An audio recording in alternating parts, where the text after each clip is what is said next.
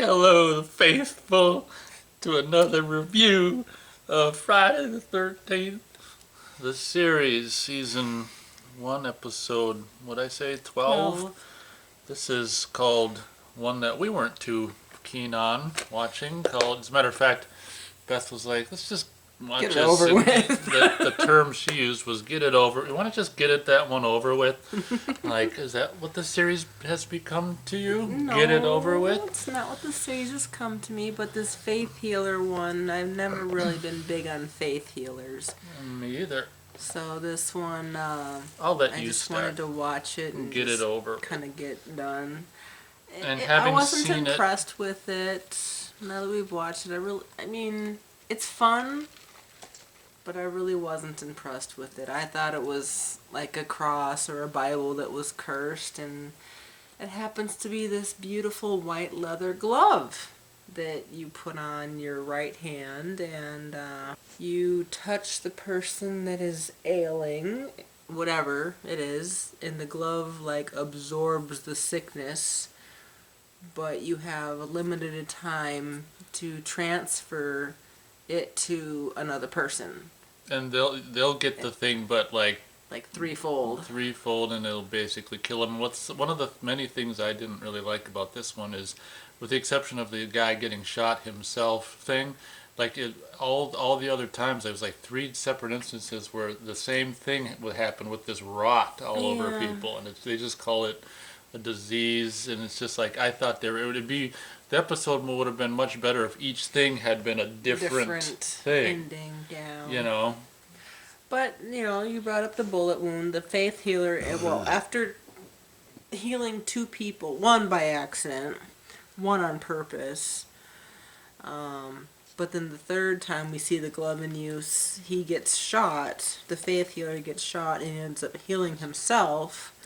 And he didn't know But he he's could. stuck He didn't in know a he could heal himself. And car, and he can't go touch someone with the glove in time, so all these squibs go off, and yeah, so how He he gets died super. is the glove gave back to him threefold. So all these he gets riddled with gun wounds, which is kind of So, fun. if I may, I should also say that this episode was directed by Canadian director David Cronenberg, and it's funny because when it started, I could see that bald, that David Cronenberg regular. He's like in a lot of Cronenberg movies, and I'm like, oh, that guy's in David Cronenberg movies, and then just seconds later, the thing directed by David Cronenberg appeared. I'm like, oh, well, that explains why he's in this. So this one's actually directed by David Cronenberg, which is, I guess, interesting. I'm not the biggest Cronenberg fan. I mean, I like certain movies. Scanners is fun and this and that and stuff. But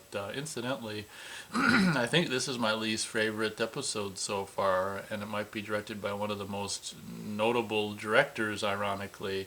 And it's just like the subject matter and the execution, just gritty and grimy, and I'm thinking it's Cronenberg's direction. Honestly, so many of these dialogue scenes are so slow and boring, and people are like really talking quietly.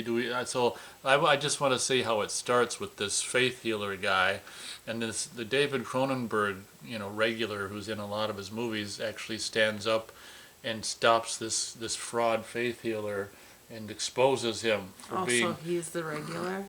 Yeah, the guy, the friend of Marshak is okay. he's in a lot of Cronenberg movies. He was in Scanners, and I showed Beth Scanners last year and stuff. Okay.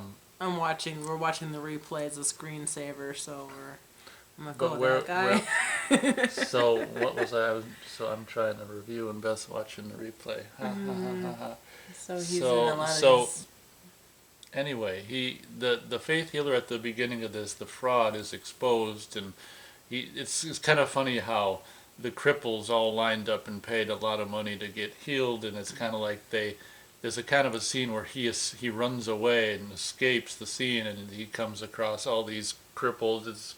It's funny how he's running from these cripples who can't really run after him because they're crippled. But he ends up into groups of he ends up falling into this thing and finds this white glove, and then this cripple, because he's been sitting in there for a while, actually catches up with them. And one of the many rot victims with this just whatever unknown rot disease, and she just happens to fall forward, and the glove accidentally touches, and he realizes she's healed, and he realizes, wow, this works, but now the glove Is has the nasty. rot, or no, he's got the rot, and he just Underneath the glove. happens to touch some cop, and That's give the it back first to him victim. and kill him in doing so, and that's how the viewer and the character realizes that he's got the glove. And for the first time in a couple episodes, Marshak is back, and I think Ryan's recording this faith healer guy off TV, and Marshak sees the glove, and he's like, "Uh-oh, I recognize that." I brought And this over from Rome. blah blah blah. And I don't know Yeah. if you want to take over or.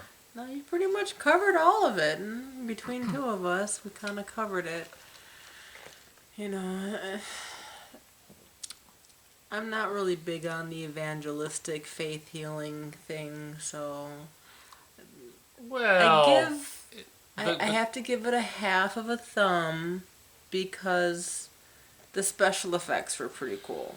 yeah, that's the only thing really. There's a lot of what's called bladder effects where even on the faces and on the glove itself where it's, pulsating and this and that. So I will say that there was quite a bit more like effects, like practical, you know, kind of makeup effects stuff in this than normal. But for me, it didn't make up for the lackluster, the quality of this episode. It was just so. Bunch of filler, a bunch of running. And the other thing I didn't like about it is it's funny how the last two episodes had no Marshak, and it's almost like, okay, Marshak's back now, so we're gonna let the characters of Ryan and Mickey just be in the background and barely a part of the episode, and I didn't like that. I like Mickey and Ryan more than Marshak. Yeah, it's just funny how this one really takes the cake compared to that the second episode that at the time was my least favorite. I think one has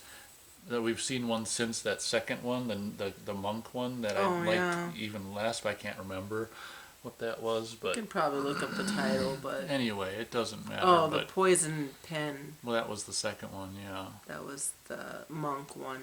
Which is seems like such a great episode compared to this one, but yeah. I don't know if we can go fit 13 minutes talking about this. Not Probably really. not. So Beth's just kind of said everything I had to say about hope it didn't ruin the whole series for you. No, I mean, it's a good episode to watch. It just kind of drags, and if you're into the faith healing kind of stuff, cool. But if anything, watch it for the special effects. Those are kind of fun to watch, especially the bullet one. It almost reminds you of a Twilight Zone episode, almost. Yeah, I kind of thought I saw this as a kid. Like, I that's remember right. this one, and I'm like, And have no, you? I don't. It was different because the one I remembered was the Bible itself. They had to hold the Bible, and the Bible was cursed. Oh. But it's not this one because the glove was the healing thing in it. Yeah, it was a very special Bible. But that was A different story. I don't even different show. know what show it was from, but yeah, good for the special effects, bad for the low talking and dragged out, and I don't know. I give it a half of a thumb. I'll give it a half of a thumb. So together one thumb, but two halves. That's just confusing things. We'll just say 2 half thumbs, everyone. 2 half thumbs. When combined, it makes 1 thumb. I mean, talk about making it complicated. Just me. Beth's just glaring at me. All right. What do you think? I think we'll hopefully have a better episode after this one, which is called what? Oh, golly. Okay. The Baron's Wife, if I remember? The Baron's Bride. The Baron's Bride. Well, that one. Oh, I've got no guess for that either. Well, Baron is normally someone really rich. Okay. Well, there you go. So I'm going to say it's a wedding dress or a wedding ring. Okay. That's what I'm going to say. I have no idea what that one could possibly be. That's my guess on the Baron's Bride. Either Her dress, her veil, or her ring, or a combination Oh of my all. God, pardon That's me. what I'm gonna guess. I'm gonna guess nothing, everyone. Alright, we'll see what happens in The Baron's Bride, and sorry this one was kind of disappointing. But, To us. To us. Maybe someone else will like it. And we didn't quite make our 13 minutes, but It's okay. we went over the last couple ones, so that maybe that'll catch up to it. Last one. Yeah. Alright, kiddos, until next time. Bye now.